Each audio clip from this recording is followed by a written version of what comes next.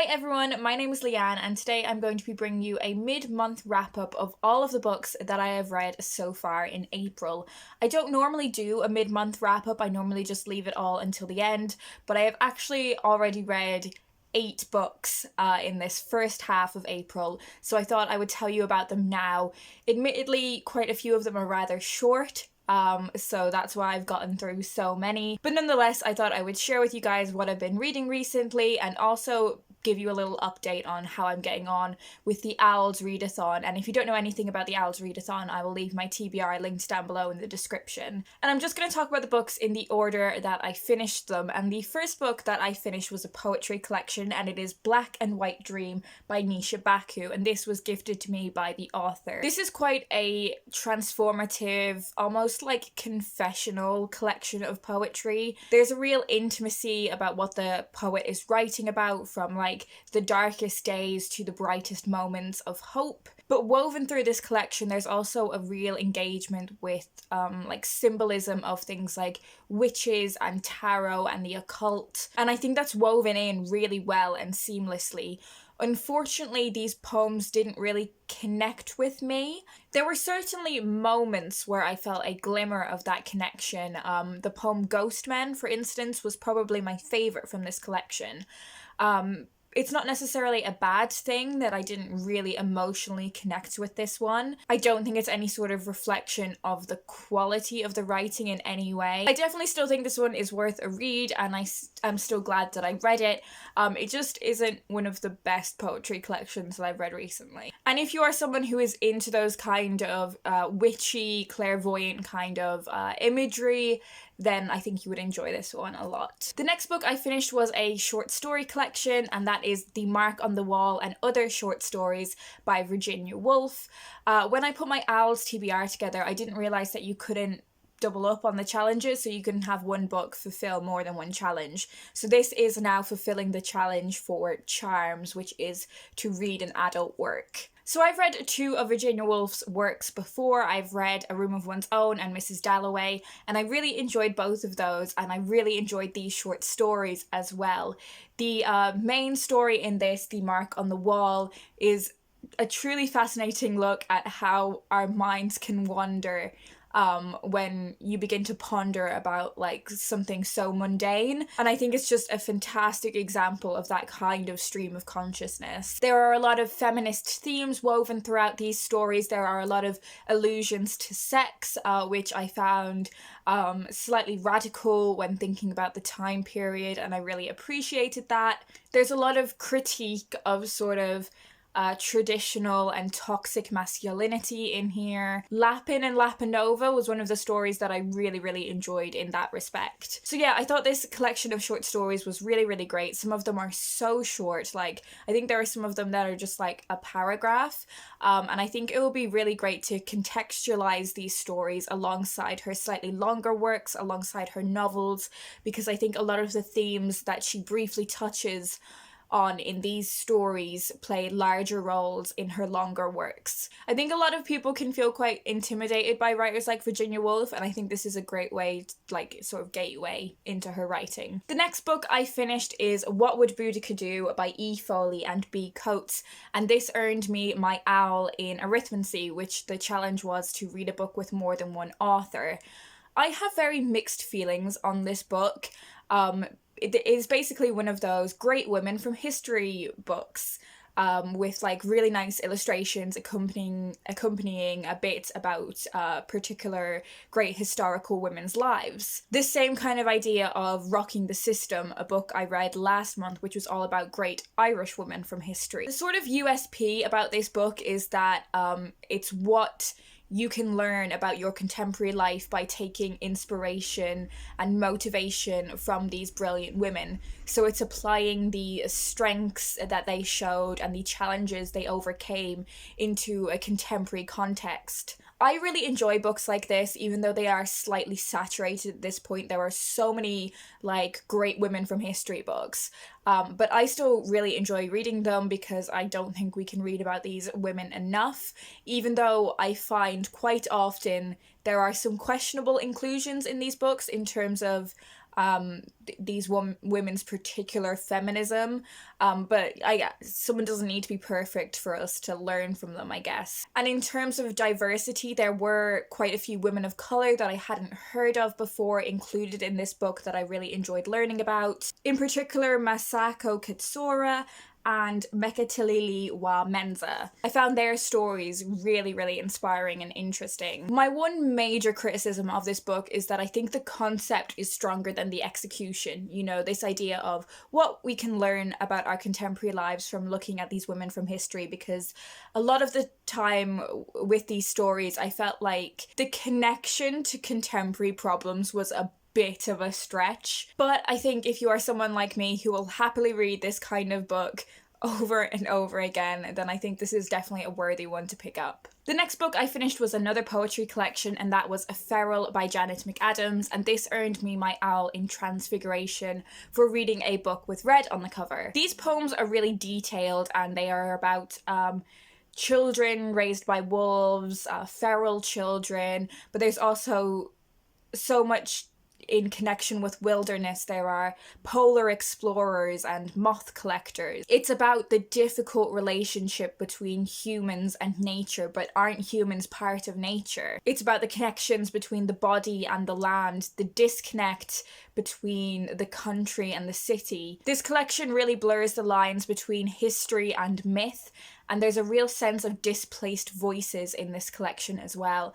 I think if you enjoyed anything written by Alice Oswald, then I think you would really enjoy Feral as well. The next book I finished was Ghost Wall by Sarah Moss. This was the second Sarah Moss book that I've read.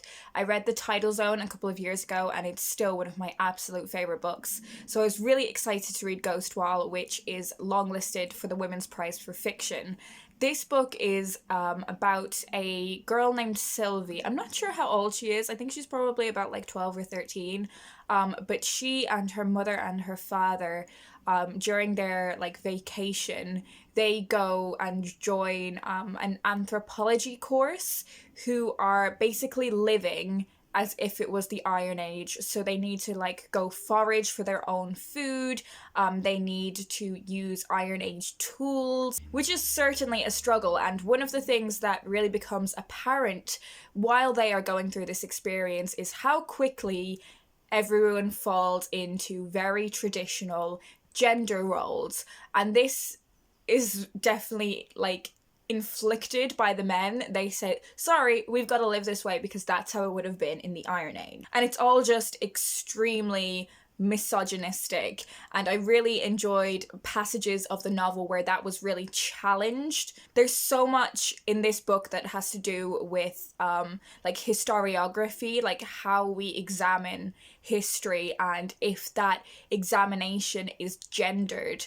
So if traditionally it has only been men who were analysing the past, is that analysis steeped in misogyny? There's also so much in this book to do with class divides and misconceptions about people from different places. So particularly like the north-south divide in England. And Sylvie talks a lot about how people kind of assume she's not that clever because of the way she speaks. Throughout the novel, Sylvie's father is not a good person, and you find out more and more about that as the novel goes on.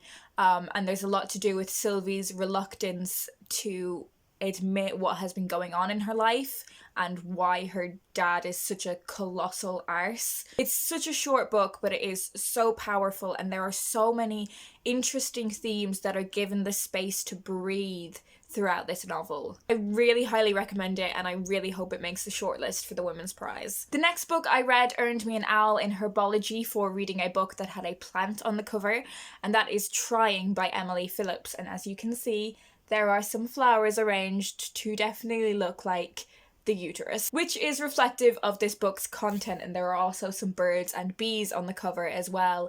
This book is all about a woman named Olivia and her relationship with her husband as they are trying for a baby, and they are finding that very difficult. It doesn't seem to be happening for them, and it's about them navigating and negotiating that situation when all of their friends have started to have babies, when both of their work lives are very stressful and taxing, when they need to start scheduling their sex life because they are trying to have a baby. I really enjoy books that are like this, books that deal with themes like contemporary womanhood and balancing home life and work life, women's relationships with their bodies, varied female experiences, and messy romantic relationships. Olivia's relationship with her husband is definitely a messy one. Even though there is so much love in it, it just becomes more complicated. So they are all things that I really enjoy reading about, but unfortunately for me, this novel fell a little bit flat. I didn't think the writing was particularly well crafted. I thought it could do with a lot of editing. There are lots of different formatting things that are going on in this book.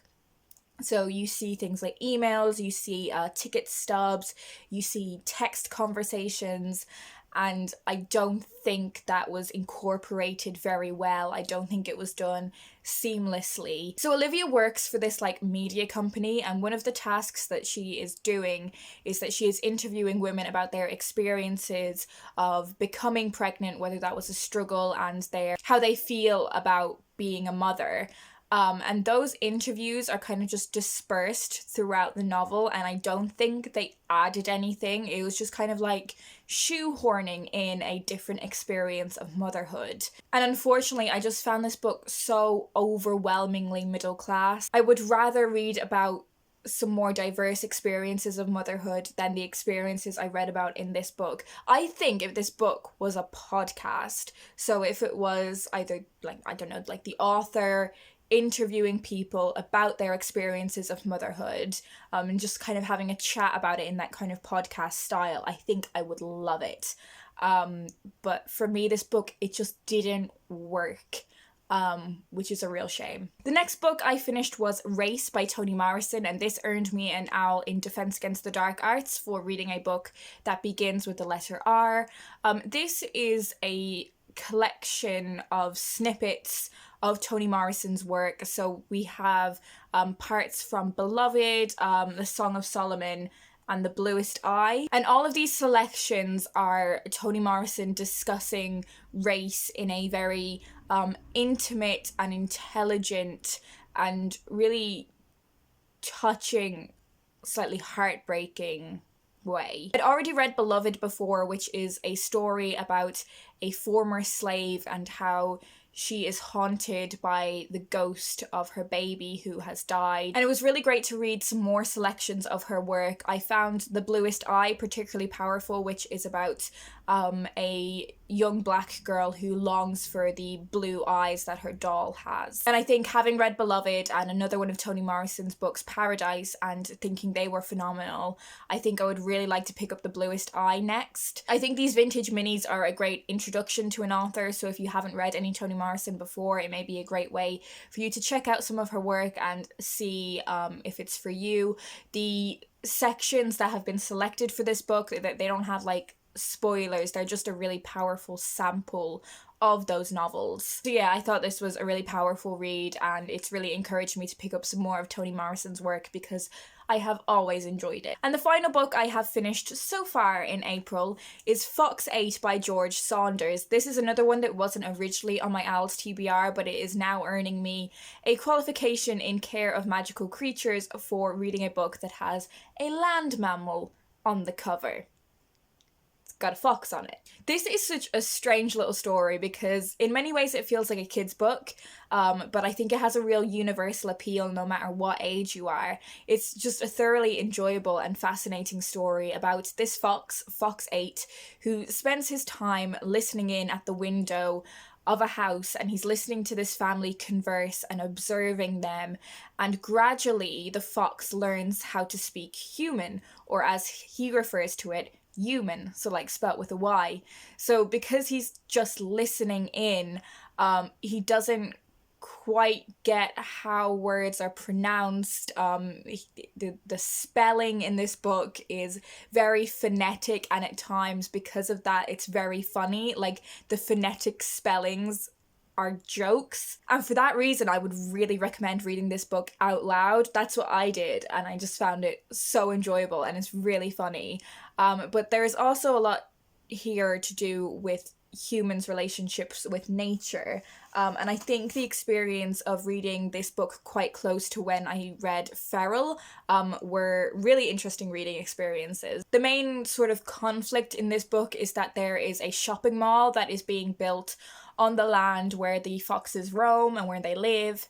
And it's about how that affects the lives of these foxes, the massive, staggering impact it has on how they are able to survive. I just adored the writing style of this. I thought it was so well done, well crafted. It would be so easy for this to be done poorly and it'd be cheesy and tacky, but it's not done like that at all. It's so well done, and I would just really, really recommend this story. I think it's fantastic. So that's it. They are all of the books that I've read so far in April. I am currently reading Circe by Madeline Miller, Vox by Christina Dolcher, and The Pisces by Melissa Broder. So I will be talking about those books and hopefully probably a few more in my end of the month wrap up as well. Do let me know down in the comments if you've read any of these books and what you thought of them. As ever, if you want to find out some more about them or buy yourself a copy, there will be links to all of the books that I've mentioned down below in the description.